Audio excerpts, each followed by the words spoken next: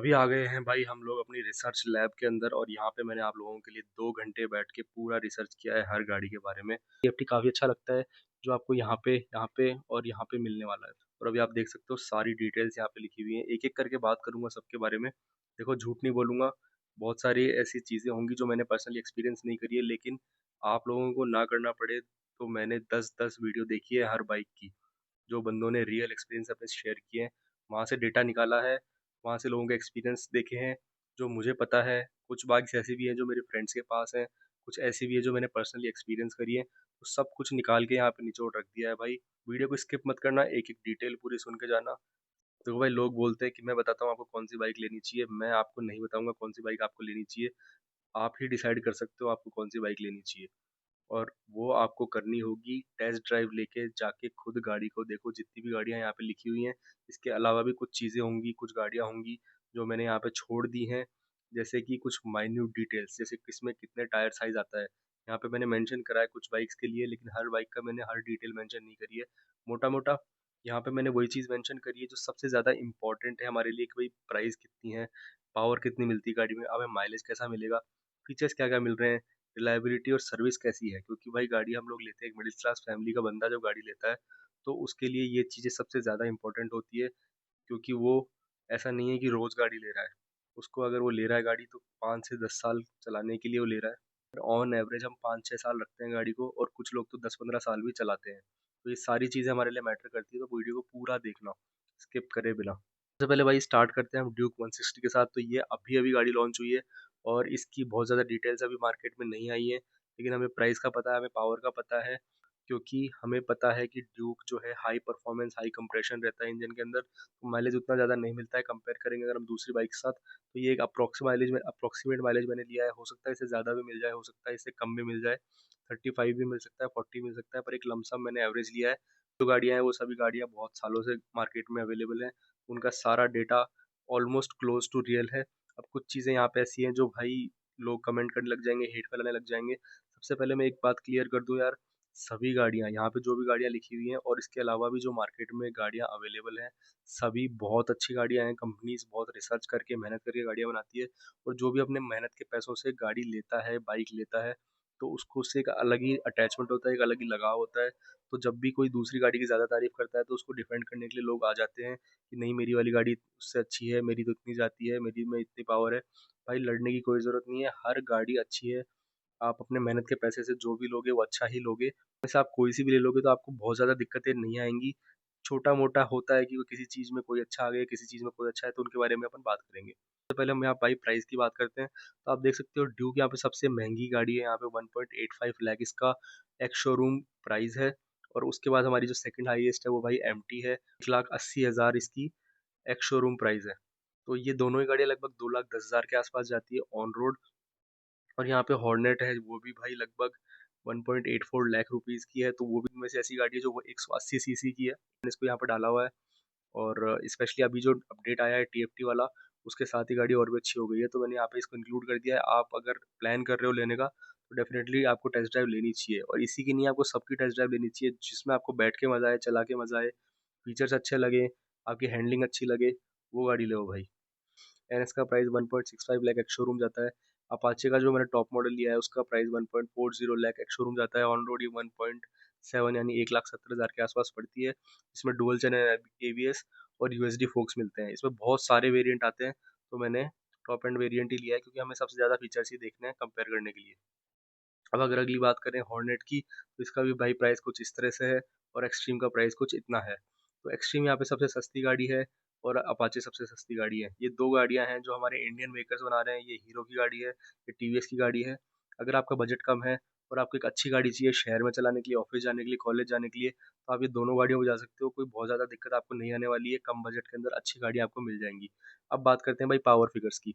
Power figure की बात करें तो भाई सबसे ज़्यादा पावरफुल जो गाड़ी है इसके अंदर वो है ड्यूक।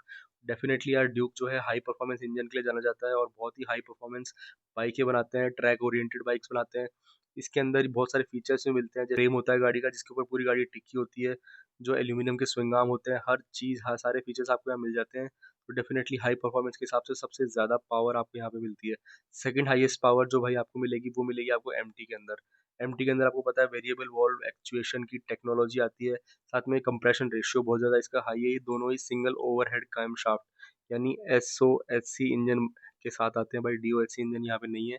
लेकिन उसके बाद भी हाई कंप्रेशन होने की वजह से और इसमें वीवीए टेक्नोलॉजी होने की वजह से आपको बहुत अच्छा पावर मिलता है। इसीलिए इनकी फैन फॉलोइंग बहुत ज़्यादा है भाई, बहुत ज़्यादा बिकती है ये गाड़ी। और इसकी सेल्स आप देखोगे, और R15 को मैंने साथ में इसलिए रखा है क्योंकि ये दोनों एक ही इंजन के साथ आती हैं। अगर आपको स्पोर्ट फेयरिंग के साथ चाहिए तो आप R15 ले सकते हो। अगर आपको नेकेड और स्ट्रीट और एक थोड़ा कंफर्टेबल सिटिंग पोस्चर चाहिए तो आप MT-15 ले सकते हो। बट इसका भाई यही बात है कि थोड़ा बजट हायर साइड पे जाता है। 2.1 लाख यानी 2,10,000 के आसपास MT पड़ती है, और 2,30,000 से 40,000 तक R15 चली जाती है, डिपेंड करता है आप कौन सा वेरिएंट ले रहे हो। तो मेरे हिसाब से थोड़ी सी ओवर प्राइस, अगर 20,000 रुपये इसकी प्राइस कम होती है ऑन रोड तो ये बहुत ही अच्छी गाड़ी होती है, लेकिन फिर भी ये काफ़ी ज़्यादा बिकती है क्योंकि भाई यामाहा का भरोसा है और उसके बाद जो परफॉर्मेंस ये देती है। अगली बात करते हैं एनएस के ऊपर, तो भाई यहाँ पे 17.2 बीएचपी की पावर मिलती है। अपाचे में आपको 17.5 बीएचपी की पावर मिलती है। एक्सट्रीम में आपको 17 बीएचपी की पावर मिलती है लगभग, और हॉर्नेट में भी आपको 17 बीएचपी की ही पावर मिलती है। अब इसके अंदर 180 सीसी का लगभग इंजन मिलेगा, लेकिन फिर भी पावर बहुत ज़्यादा नहीं है क्योंकि ये लिक्विड कूल इंजन नहीं है भाई, ये दोनों ही आपको लिक्विड कूल इंजन मिलेंगे, जबकि ये सारे के सारे आपको oil plus air cooled engine मिल रहे हैं। इस वजह से परफॉर्मेंस उतनी नहीं निकाल पा रहे हैं जितना liquid cool engine high compression के साथ निकाल पाता है। पर भाई प्राइस भी यहाँ पे सबकी कम है, तो वो उन चीज़ को कंपनसेट करता है प्राइस के साथ। तो अगर आपका 2 लाख तक का बजट नहीं है, आपको 160 170 तक गाड़ी चाहिए, तो आप इन दोनों को ले सकते हो, कोई भी दिक्कत नहीं आएगी। अब इनके और फीचर्स को हम धीरे धीरे कंपेयर करेंगे। पहले हमने प्राइस की बात कर ली। हॉर्नेट जो है यहाँ पे 180 सीसी का इंजन है, सबसे ज़्यादा बड़ा इंजन हॉर्नेट का है यहाँ पे जो होंडा की आती है। और इसके अंदर दो चीज़ें और अच्छी हैं, वो है कि 100, जबकि एक्सट्रीम के अंदर या आप देखेंगे एनएस के अंदर, अपाचे के अंदर आपको जो रियर टायर है वो 120 सेक्शन का और इसमें 130 सेक्शन का मिलता है। तो उस वजह से फ्रंट टायर भी यहाँ पे 90 सेक्शन का मिलेगा। तो थोड़ा-सा टायर जो है उतना वाइड नहीं है, तो अगर थोड़ा वाइडर टायर होता है तो अच्छी ग्रिप मिलती है, अच्छी स्टेबिलिटी मिलती है। तो इस वजह से यहाँ पे हॉर्नेट और ड्यूक को थोड़ा एडवांटेज है। ड्यूक में भी आपको 110 सेक्शन का टायर मिलेगा फ्रंट का, और 140 सेक्शन का रियर टायर मिलेगा। एमटी में भी आपको 140 सेक्शन का रियर टायर मिलता है, और एक 100 सेक्शन का 17 इंच का फ्रंट टायर मिलेगा। तो ये तीनों गाड़ियाँ जो है इसमें आपको टायर थोड़े वाइड मिलेंगे, और इन गाड़ियों में आपको थोड़े से नैरो टायर मिलेंगे, उतने टायर वाइड नहीं मिलेंगे। ये हमारे सारे इंडियन मेकर्स हैं, कोई भी दिक्कत नहीं है यार। देखो प्राइस का बहुत ज़्यादा फ़र्क आ जाता है इनके अंदर आप देखोगे, पर फिर भी मेरा काम है आपको सारी चीज़ें बताना। अब अगली बात करते हैं भाई पावर की। तो सबसे ज़्यादा पावर प्रोड्यूस करने वाली यहाँ पे ड्यूक निकल के आएगी। इसमें 19 बीएचपी का पावर मिलेगा और 15.5 एनएम का टॉर्क मिलेगा। अब ये एमटी से थोड़ा ज़्यादा इन्होंने रखा है ताकि इसको एक अच्छा कॉम्पिटिशन दे सके। अब ऑन रोड जब इनको चलाएंगे, कंपेयर करेंगे, दोनों की ड्रैग रेस वगैरह वगैरह होंगी, या फिर टॉप एंड के अंदर देखेंगे परफॉर्मेंस कैसा निकल के आता है, तो हमें पता चलेगा कि ये कितना इससे आगे निकल पा रही है या नहीं निकल पा रही है। लेकिन अगर मैं ड्यूक 200 को देखूँ, ड्यूक 250 को देखूँ, तो भाई ड्यूक 250 भी लगभग 154 के आसपास टॉप स्पीड कर पाती है, और जो ड्यूक ड्यूक 200 है वो भी 140 के आसपास ही टॉप स्पीड कर पाती है। तो इसीलिए मैंने उस हिसाब से ड्यूक 160 की टॉप स्पीड 135 रखी है, क्योंकि टॉप एंड तो इनका अच्छा होता है, बहुत अच्छे से रैव करता है इंजन, बहुत फ्रीली रैव करता है। सुपर मोटो एबीएस वगैरह जो सारे फीचर्स हैं मैं नीचे बात करूँगा।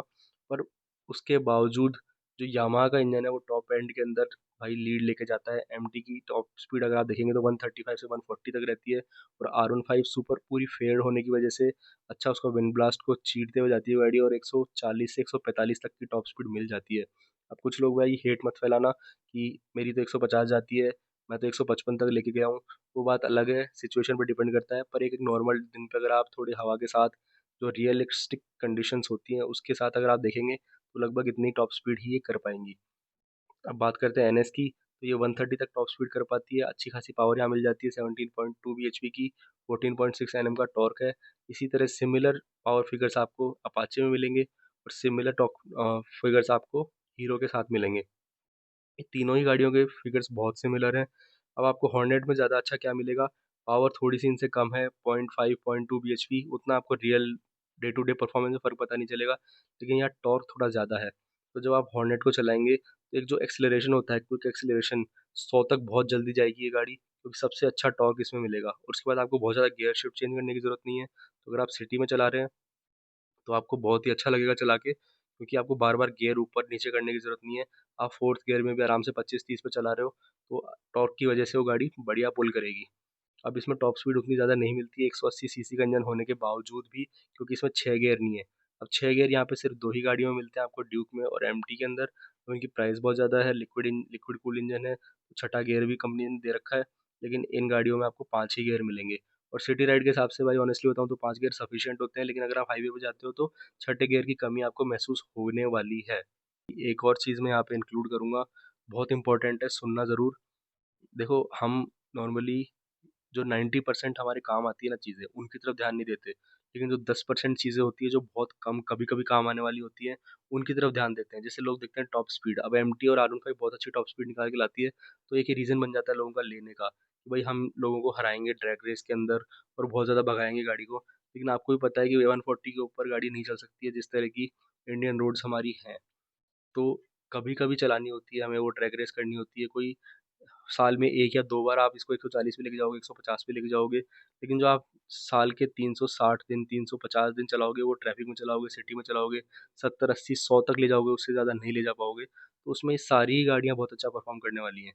तो वो 2 दिन के मज़े के लिए आप अपना डिसीज़न मत बनाओ, आप ये देखो आपके ज़्यादा काम क्या आएगा। मैं ये नहीं बोल रहा ये गाड़ी खराब है, बहुत अच्छी गाड़ी है, लेकिन कहीं न कहीं थोड़ी-सी ओवर प्राइस है, तो अगर आप 30-40 हज़ार अपने बचा सकते हो, डेफ़िनेटली आपको ये ऑप्शंस भी कंसिडर करने चाहिए। लेकिन अगर आपका मन है कि भाई मेरे को तो हाई परफॉर्मेंस ओरिएंटेड बाइक ही चाहिए, चाहे उसके लिए 50,000 एक्स्ट्रा लग जाएँ, तो डेफ़िनेटली आप इनके साथ भी जा सकते हो। अब माइलेज की बात करते हैं भाई, ये बहुत इंपॉर्टेंट फैक्टर है। जो मिडिल क्लास लड़का है एक भाई इंडियन सोसाइटी में रहता है, माइलेज बहुत इंपॉर्टेंट है, क्योंकि ये रोज़ की चीज़ है यार। रोज़ आप डलाओगे, कॉलेज जा रहे हो, ऑफिस जा रहे हो अपने, तो आपको देखना पड़ेगा कि कितना माइलेज गाड़ी दे रही है। तो ड्यूक का मैंने अंदाजे से लिखा है 38 केएमपीएल, क्योंकि ये हाई परफॉर्मेंस बाइक होती है, बहुत ज़्यादा माइलेज ये निकाल के नहीं देने वाली है। हो सकता है ये रियल डे में 36 तक दे, या हो सकता है अगर अच्छे से ट्यून किया गया हो इंजन को तो 40 तक भी दे दे। लेकिन एक एवरेज पकड़ के चले तो हमें 937 38 का माइलेज मेरे हिसाब से इसमें मिलने वाला है। एमटी का अगर आप देखें सिटी के अंदर 45 46 का माइलेज निकाल के दे देती है, और हाईवे पे अगर आप अच्छे से चलाते हो 70-80 की स्पीड पे, तो 50 से ऊपर का माइलेज भी आपको मिल जाएगा एमटी और R15 में। अब एनएस की बात करते हैं तो भाई एनएस लगभग 40 के एमपीएल का माइलेज देती है। एनएस का इंजन भी बहुत अच्छे से रेव करता है, और थोड़ा सा हाई परफॉर्मेंस की साइड रहता है। एनएस 200 आपने देखी है, बहुत बढ़िया फैन फॉलोइंग है उसकी, बहुत लोग लेते हैं और बहुत रगड़ के चलाते हैं लोग। तो उस हिसाब से माइलेज ड्रॉप होता है, लेकिन अगर आप अच्छे से चलाते हो तो आपको 40 के आसपास माइलेज ये दे देगी। अब अपाचे की बात करें, थोड़ा सा बेहतरीन इसमें माइलेज आपको मिल जाएगा 42 से 44 के एमपीएल का। हॉर्नेट में भी आपको 45 के एमपीएल के लगभग माइलेज मिल जाएगा, और हीरो में भी थोड़ा अच्छा माइलेज आपको मिल जाएगा 48 के एमपीएल तक का। अब बात थोड़े फीचर्स की बात कर लेते हैं। तो ड्यूक के अंदर देखो भाई, सुपर मोटो एबीएस आपको मिल जाएगा, डब्ल्यूपी के सस्पेंशन मिल जाएंगे, यूएसडी फोक्स मिल जाएंगे, टीएफटी कंसोल मिल जाएगा, जिसमें बहुत सारे आपको फीचर्स मिलेंगे, ट्रैक्शन कंट्रोल ऑन ऑफ करने के लिए, और कॉल अलर्ट्स, ब्लूटूथ, मतलब भर भर के फीचर्स होते हैं भाई ड्यूक के अंदर, आपको भी पता है। ड्यूक 200 का भी आप देख सकते हो, ड्यूक 250 का आप देख सकते हो, सिमिलर टीएफटी आपको मिलने वाला है। तो उस तरह के सारे फीचर्स आपको यहाँ पे मिलने वाले हैं। और डब्ल्यूपी के सस्पेंशन थोड़े प्रीमियम साइड पे होते हैं कंपेयर टू जो दूसरी कंपनीज यूज़ करती हैं, तो वो भी चीज़ यहाँ पे एक एडवांटेज पे रहती है। अब एमटी की बात करते हैं तो यहाँ पे आपको एक टीएफटी डिस्प्ले अभी-अभी ऐड किया गया है भाई, नया टीएफटी डिस्प्ले आया है। पहले यहाँ पे सिंपल जो था डिजिटल इंस्ट्रूमेंट क्लस्टर आता था, traction control, call, Bluetooth, SMS alert उसमें भी आते थे, लेकिन अब थोड़ा-सा कलरफुल टीएफटी हो गया है, तो देखने में काफ़ी अच्छा लग रहा है। और स्पेशली जो एक पर्पल कलर का भी वेरिएंट आया है, वो भी काफ़ी अच्छा लग रहा है देखने में। ट्रैक्शन कंट्रोल ऑल्दो 160 सीसी के अंदर इतनी ज़रूरत नहीं होती है, बट कंपनीज़ दे रही है इन दोनों बाइक्स के अंदर, तो डेफिनेटली एक प्लस पॉइंट है।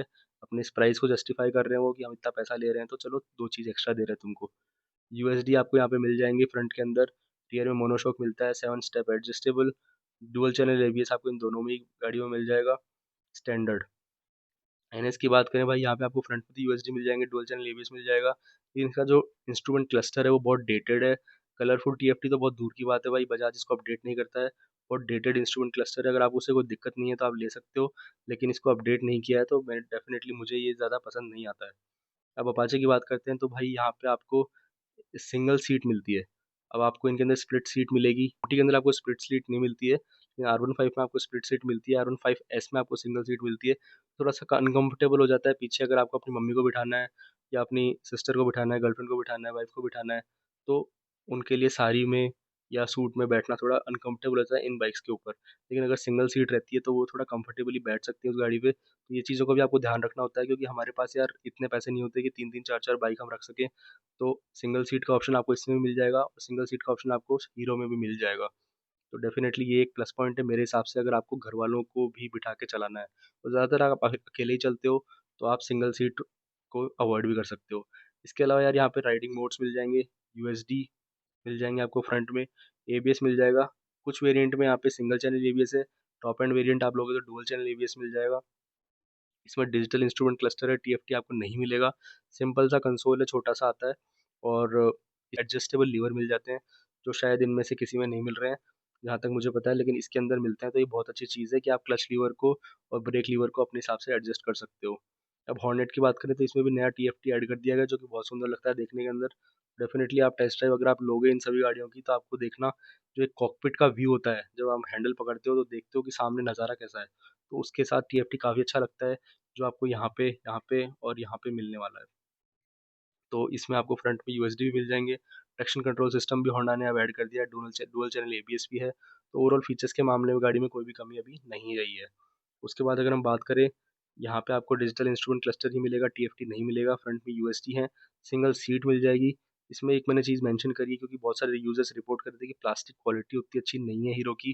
जैसे जो पैनल्स होते हैं उसमें गैप्स यूनिफ़ॉर्म नहीं होते, थोड़ा बजने लग जाती है गाड़ी कुछ दिन बाद, तो वो एक थोड़ा-सा पॉइंट है, आपको उसको ध्यान में रखना है। अब भाई अगली चीज़ के बारे में बात करते हैं, रिलायबिलिटी एंड सर्विस के बारे में। तो यार देखो, ये बहुत ही सब्जेक्टिव टॉपिक है और हो सकता है मुझे थोड़ी हेट भी मिल जाए इसके लिए, लेकिन जितना मेरा रिसर्च है, जितना मैंने जाना है, लोगों से बात करी है, वीडियोज़ देखी हैं, सारा कुछ करने के बाद कुछ इस तरह का डेटा मेरे सामने आया है। ड्यूक की सबसे पहले बात कर लेते हैं। तो भाई ड्यूक में रिलायबिलिटी नो डाउट बहुत अच्छी है, लेकिन इतने हाई परफॉर्मेंस इंजन होने की वजह से, इतना एक्साइटिंग पावर होने की वजह से इंजन जो है बहुत ज़्यादा लंबा नहीं चलते हैं। 30-40 हज़ार में ड्यूक का इंजन बोल जाता है, क्योंकि भाई इतना रगड़ के लोग चलाते हैं। वो बाइक बनी ही उस तरह चलाने के लिए है। इसलिए मैंने रिलायबिलिटी में इसको 3 स्टार दिए हैं। सर्विस में मैंने इसको 4 स्टार दिए हैं, क्योंकि एज़ सच बहुत ज़्यादा लोग घटिया सर्विस रिपोर्ट नहीं कर रहे हैं। अच्छा उनका एक्सपीरियंस रह रहा है। कुछ-कुछ जगह पे डेफ़िनेटली सर्विस सेंटर पे भी डिपेंड करता है, बट ऑन एवरेज ड्यूक का सर्विस अच्छा है। और इवन ये मोटोल का इंजन ऑयल डालने का भी आपको ऑप्शन देते हैं। तो यार वो भी एक अच्छी चीज़ है, क्योंकि मैंने यामाहा में ट्राई किया, मेरे पास यामाहा की गाड़ी है। कुछ सर्विस सेंटर मना कर देते हैं, बोलते हैं आपको यामाहा लूब ही डालना पड़ेगा अगर आप सर्विस सेंटर पे सर्विस करा रहे हो तो। लेकिन एक सर्विस सेंटर मुझे ऐसा मिला था जहाँ पे मैंने मोटूल 7100 बोला उनको डालने के लिए, तो उन्होंने डाल दिया। मुझे लाके देना पड़ा, लेकिन उन्होंने डाल दिया, मना नहीं किया। तो डेफ़िनेटली इस वज़ह से मैंने ड्यूक को 4 स्टार दिए हैं सर्विस के अंदर। सर्विस आपको अच्छी मिलेगी, रिलायबिलिटी में आपको 3 स्टार। बहुत ज़्यादा तगड़ी तो नहीं है, बट ठीक है रिलायबिलिटी। अब यामाहा की बात करते हैं, तो भाई यामाहा जानी जाती है अपने रिलायबल इंजन्स के लिए, और जो फिट एंड फिनिश होती है, प्लास्टिक क्वालिटी होती है, वो भी काफ़ी अच्छी होती है। अगेन अब आप गाड़ी को गिरा दोगे तो प्लास्टिक तो टूटेगा ही, लेकिन ओवरऑल जो क्वालिटी होती है, फिट एंड फिनिश होती है, मेरे हिसाब से यामाहा की काफ़ी अच्छी है। और मेरी गाड़ी भी आज 6 से 7 साल पुरानी है, उसमें भी कोई भी पैनल गैप्स, आवाज़ की दिक्कत मुझे नहीं आई है। कभी कोई स्क्रू वगैरह ढीला होता है तो वो टाइट कर लेते हैं, पर ओवरऑल क्वालिटी जो है अच्छी रहती है रिलायबिलिटी के मामले में, और इंजन भी अच्छे चलते हैं अगर आप ठीक से मेंटेन करते हो तो। और बात करें सर्विस सेंटर की, तो देखो सर्विस को मैंने 3 स्टार इसलिए दिए हैं क्योंकि लोग कहते हैं कि यार बजाज की सर्विस ख़राब है, टीवीएस की सर्विस ख़राब है, तो यामाहा की सर्विस भी मेरे हिसाब से बहुत ज़्यादा कोई अच्छी नहीं है। मैंने मेरे एरिया में, मैं जयपुर में रहता हूँ राजस्थान में, तो लगभग 3 सर्विस सेंटर जो मेजर अवेलेबल हैं, उनमें मैं जाके देखा है, तो टेक्नीशियन का एटीट्यूड हो गया या सर्विस का मेरा एक्सपीरियंस रहा, वो बहुत ज़्यादा अच्छा नहीं रहा, तो ये तो मैंने पर्सनली अपने हिसाब से ऐड किया है। अब हो सकता है कुछ लोगों को बहुत अच्छी सर्विस मिल रही हो, लेकिन मेरे हिसाब से 3 स्टार ही यामाहा डिज़र्व कर रहा है अभी सर्विस के लिए। बहुत ज़्यादा अच्छी भी नहीं है, बहुत ज़्यादा खराब भी नहीं है, ठीक-ठाक सर्विस यामाहा दे देता है। अब बात करते हैं बजाज की, तो बजाज में भाई सर्विस के बहुत ज़्यादा इश्यूज़ हैं लोगों को, इसलिए मैंने इसको 2 स्टार दिए हैं। बाइक्स नो डाउट बजाज बहुत अच्छी बनाता है, अच्छा परफॉर्मेंस मिलती है बाइक्स के अंदर, पेरीमीटर फ्रेम, यूएसडी फोक्स, बढ़िया मज़ा आता है, बाइक को रगड़ के चलाते हैं लोग, लेकिन सर्विस में बहुत ज़्यादा इश्यूज़ रहते हैं लोगों को, इसलिए मैंने 2 स्टार दिए हैं। अगर आप बाइक लेते हो बजाज की, तो आप 1-2 सर्विस जो फ्री मिलती है उसके बाद खुद से मेंटेन कर सकते हो बाइक को, brake pads, oil filter, engine oil, air filter, इन सब के बारे में वीडियोज़ बना दूँगा आने वाले टाइम में। बट सर्विस सेंटर पे अगर आप जाते हो तो आप देख लेना भाई कैसा उसका एक्सपीरियंस है, लोगों का रिव्यूज़ वगैरह देख के। रिलायबिलिटी के अंदर बजाज नो डाउट खराब नहीं है, बहुत अच्छा प्रोडक्ट बनाता है, और बहुत सारे लोग हैं जो पल्सर 15-15 साल से चला रहे हैं, इसलिए मैंने इनको 3 स्टार दिए हैं। लेकिन कुछ लोग ऐसे भी हैं जिनको इंजन के और परफॉर्मेंस के अंदर इशू आने लगे तीसरे या चौथे साल के अंदर, इस वजह से मैं इसको 4 या 5 स्टार नहीं दे पाया, मैंने इसको 3 स्टार दिए हैं। तो एक मॉडरेट स्कोर देना पड़ा, क्योंकि कुछ लोगों का एक्सपीरियंस खराब है और कुछ लोगों का एक्सपीरियंस ठीक है। बात करते हैं टीवीएस की, तो टीवीएस की रिलायबिलिटी मेरे हिसाब से बजाज से थोड़ी बेटर है, काफ़ी लंबी आप बाइक को चला सकते हो अगर आप अच्छे से मेंटेन करोगे तो। नो डाउट टीवीएस डिज़र्व करता है 4 स्टार रिलायबिलिटी के मामले में, लेकिन सर्विस के अंदर अगेन इसमें भी काफ़ी सारे लोगों को इश्यूज़ आते हैं। मैंने बहुत सारे ब्लॉग्स भी पढ़े इंटरनेट के ऊपर, वीडियोज़ भी देखी है लोगों की, टीवीएस की सर्विस उतनी अच्छी नहीं है। तो अगर आप टीवीएस की बाइक ले रहे हो, डेफ़िनेटली आपको एक अच्छा प्रोडक्ट मिलेगा, लेकिन उसको मेंटेन करने की ज़िम्मेदारी फिर आपके ऊपर ही आ जाएगी। तो आप अपने हिसाब से बाहर भी मेंटेन करवा सकते हो ओरिजिनल पार्ट के साथ। अब बात करते भाई होंडा की, तो होंडा की रिलायबिलिटी आपको पता है भाई, इसलिए मैंने होंडा को दिए हैं 5 स्टार। मैं खुद होंडा के 2 प्रोडक्ट्स यूज़ कर रहा हूँ पिछले 15 साल से, एक प्रोडक्ट है और 8 साल से एक प्रोडक्ट है। दोनों में आज तक कोई भी इशू नहीं आया, क्लच प्लेट तक चेंज नहीं हुई है। तो डेफ़िनेटली बहुत ही रिलायबल इंजन, बहुत ही रिलायबल पार्ट आपको मिलेंगे। और सीबीआर तो भाई ऐसी भी देखी हुई है मैंने, जो 80,000 किलोमीटर चल गई लेकिन उसकी क्लच प्लेटें चेंज नहीं हुई अब तक। तो इसलिए होंडा को दिया मैंने 5 स्टार रिलायबिलिटी के मामले में। और सर्विस के अंदर भी मैंने इसको 4 स्टार दिए हैं, क्योंकि मैं खुद 3 सर्विस सेंटर विज़िट कर चुका हूँ अपनी सिटी के अंदर। होंडा के 2 प्रोडक्ट है मेरे पास। दोनों के अंदर ही मेरे को टेक्नीशियन का एटीट्यूड हो गया या पार्ट्स की अवेलेबिलिटी हो गई, सभी में इतने ज़्यादा इश्यूज़ नहीं मिले, काफ़ी अच्छा उनका रिस्पॉन्स रहा, इसलिए मैंने इनको दिया है सर्विस में 4 स्टार। तो डेफ़िनेटली यहाँ बिग विंग की बात नहीं हो रही है, होंडा बिग विंग अलग है। हॉर्नेट जो है, जो नॉर्मल सर्विस सेंटर है वहाँ पे आपकी सर्विस होएगी। अब बात करते हैं हीरो की, तो हीरो भी काफ़ी नो डाउट अच्छी रिलायबल बाइक्स बनाता है। आप स्प्लेंडर देख लो, जो कम्यूटर सेगमेंट के अंदर आती है, या थोड़ी-सी स्पोर्ट्स सेगमेंट में अभी हीरो एंटर कर रहा है, 250 आर वगैरह बना रहा है, तो उसका तो टाइम बताएगा। लेकिन ओवरऑल रिलायबिलिटी हीरो की कोई इशू नहीं है, अच्छे इंजन है, अच्छी क्वालिटी की बाइक्स बनाता है। कम्यूटर सेगमेंट में स्पेशली सालों साल लोग चलाते रहते हैं, कोई दिक्कत नहीं आती है। लेकिन सर्विस के अंदर हम बात करें, जैसे आप थोड़ी सी स्पोर्टी बाइक ले रहे हो, एक्सट्रीम हो गई, चाहे 160 हो चाहे 250 हो, तो सर्विस लोगों को उतनी प्रीमियम नहीं लग रही है। लोग कह रहे हैं कि हमें अभी भी को सर्विस सेंटर में वही कम्यूटर वाला फील आ रहा है, स्प्लेंडर जैसे हमें ट्रीट करते हैं। और जो है उतना अच्छा प्रीमियम एक्सपीरियंस हमारा नहीं रहता है अगर हम 2 लाख रुपए की बाइक ले रहे हैं तो। इस वजह से मैंने हीरो को 2 स्टार दिए हैं। डेफिनेटली आने वाले टाइम में ये इंप्रूव हो सकता है। तो ओवरऑल भाई ये था एनालिसिस मोटी-मोटी चीज़ों का। देखो सबसे ज़्यादा इंपॉर्टेंट चीज़ें जो होती है price, power, mileage, features, reliability, service कैसी है। तो इन सबको देखते हुए मैंने ये सारा पूरा डिटेल एनालिसिस आपके लिए किया है। बहुत मेहनत लगी है इसके अंदर यार। चैनल को भाई सब्सक्राइब कर लेना अगर आपको मेरी मेहनत पसंद आई, थोड़ा बहुत हेल्प हुई आपको डिसीजन लेने में। पर फिर मैं अगेन यही कहूँगा, गाड़ी लेनी है तो भाई टेस्ट ड्राइव लो जाके सबकी। मेरी वीडियो देख के या किसी की वीडियो देख के गाड़ी मत लो। दोस्त की गाड़ी आपने 5 मिनट चलाई तो भी गाड़ी मत लो। सारी गाड़ियों को टेस्ट ड्राइव लो। 10-10 मिनट, 15-15 मिनट जितनी देर भी वो देते हैं, चला के देखो, बैठ के देखो, सारी चीज़ें अपने हिसाब से ऑब्ज़र्व करो, पुराने ओनर से बात करो, फिर अपना मेहनत का पैसा किसी भी गाड़ी में डालो और उसको भाई अच्छे से एन्जॉय करो। बढ़िया, हमेशा हेलमेट लगा के चलाओ, राइडिंग गियर्स पहनो और सेफ़ली चलाओ भाई। अब यार कंक्लूजन की बात करें, तो कंक्लूजन देना मेरे लिए बहुत मुश्किल है, क्योंकि मैंने जैसा कहा था सारी गाड़ियाँ बहुत अच्छी हैं और मेरे हिसाब से कोई भी गाड़ी खराब नहीं है। लेकिन हमें एक चूज़ करनी हो तो डिपेंड करेगा आपके बजट के ऊपर। अगर मुझे बजट का कोई इशू नहीं होगा तो मैं डेफ़िनेटली ड्यूक या एमटी में से जाऊँगा। मेरा 2 लाख से ऊपर का बजट है तो। लेकिन फिर यही बात आती है, 2 लाख में और भी काफ़ी सारी बाइक आ जाती हैं। जैसे एक बाइक है सीबी 300F, जो होंडा की आती है। मैं इस गाड़ी को भी देख सकता हूँ, या फिर मैं रॉयल एनफ़ील्ड की हंटर वगैरह भी देख सकता हूँ। तो बहुत सारी बाइक्स आ जाती हैं 2 लाख से ऊपर, अगर आप बजट को लेके जाते हो तो। फिर आपको 160 सीसी पे जाने की ज़रूरत नहीं है। लेकिन फिर भी अगर आपको एक प्रीमियम एक्सपीरियंस चाहिए तो आप ड्यूक ले जा सकते हो, अभी-अभी लॉन्च हुई है। तो आप इसका टेस्ट ड्राइव ले सकते हो, एमटी जा सकते हो, बहुत टेस्टेड और रिलायबल गाड़ी है। R15 अलग ही फैन फॉलोइंग है उसकी। तो ज़्यादा बजट है तो इन दोनों पे जा सकते हो। लेकिन अगर आपका बजट 1,80,000 से कम है तो डेफ़िनेटली मैं रिकमेंड कर सकता हूँ कि आप टीवीएस की अपाचे 164 भी ले सकते हो, या फिर आप होंडा की हॉर्नेट भी ले सकते हो। अगर आपको हाई माइलेज चाहिए, लो मेंटेनेंस चाहिए, तो आप हीरो की तरफ भी जा सकते हो। बस यहाँ थोड़ा प्लास्टिक क्वालिटी का इश्यू है और जो इंस्ट्रूमेंट क्लस्टर है थोड़ा-सा बेसिक सा है। उसके अलावा आपके पैसे काफ़ी बच जाएँगे यहाँ पे। और एनएस के लिए आप जा सकते हो, अगर आपको मेंटेनेंस का थोड़ा-सा देख सकते हो अपने हिसाब से, तो आप एनएस ले सकते हो। तो ये था भाई ओवरऑल एनालिसिस। अगेन मैं 2 बार ऑलरेडी कह चुका हूँ, कोई गाड़ी खराब नहीं है। अपने टेस्ट के हिसाब से आपको किसका लुक पसंद आ रहा है, किसके फीचर्स पसंद आ रहे हैं, चला के किसको मज़ा आ रहा है वो ले लो। और जो भी गाड़ी लो यार भाई, वीडियो पे आके कमेंट करके ज़रूर बताना आपने कौन-सी गाड़ी बुक करी है, कौन-सी गाड़ी की आप टेस्ट ड्राइव लेने वाले हो। इस वीडियो के लिए इतना ही यार, मिलते हैं अगले वीडियो के अंदर। Thanks for watching, ride safe.